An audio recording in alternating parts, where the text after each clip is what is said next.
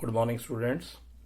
आज हम दूसरे 8वीं कक्षा में दूसरा अध्याय जो है एक चर वाले रैखिक समीकरण के बारे में बताएंगे। प्यारे बच्चों, अंग्रेजी में मीडियम वाले बच्चों के लिए linear equation with one variable. तो सबसे पहले हमें यहाँ पे कुछ बातों को दोबारा दोहरा लेना चाहिए।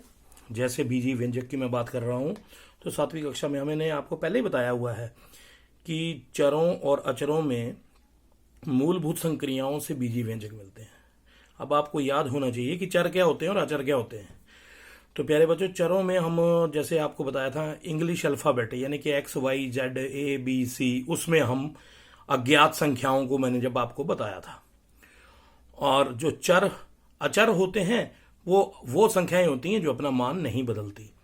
जैसे मैंने पिछले साल आपको उदाहरण में बताया था कि आपके पास आपको 2 सहेलियों का उदाहरण दिया था कि आपकी सहेली के पास आपसे 3 कापियां ज्यादा हैं, तो उसका बीजीय व्यंजक कैसे बनेगा। मानो सहेली की कापियों की संख्या x थी और उसमें 3 जोड़ दिया तो वो दूसरी सहेली की होगी। तो उसी तरह से हमने आपको ये बताया कि जो भी चर और अचर होते हैं उनमें हम अगर प्लस माइनस गुणा भाग ये संक्रियाएं जब लगाएंगे तो हमें बीजीय व्यंजक प्राप्त होते हैं। जैसे 3x है, 1/2y माइनस 8 है। इसमें y जो है वो अचर है और 1/2 जो है अचर है, 8 भी अचर है, परंतु बीच में कौन सा साइन लगाया, माइनस का, और गुणा हो रखी है यहाँ पे। 3/5x में ये बीजीय व्यंजक प्राप्त हुआ आपको, क्योंकि यहाँ 3 और x की गुणा हो रखी है और 5 से भाग किया है। तो ये जितने भी आपको यहाँ दिखाए हैं आपको ये बीजीय व्यंजक हैं। तो यहां पे एक बार फिर दोबारा लिख रहा हूं मैं कि व्यंजक चरों पर योग यानी घटाना, गुणा और भाग करके बनाए जाते हैं।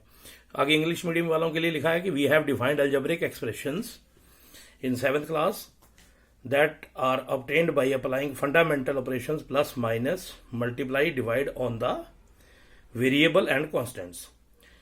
जहां पे वेरिएबल जो है वो अंग्रेजी अल्फाबेट में लिखते हैं और कॉन्स्टेंट को नंबर से दिखाते हैं। उसके बाद हम बात करते हैं समीकरण की।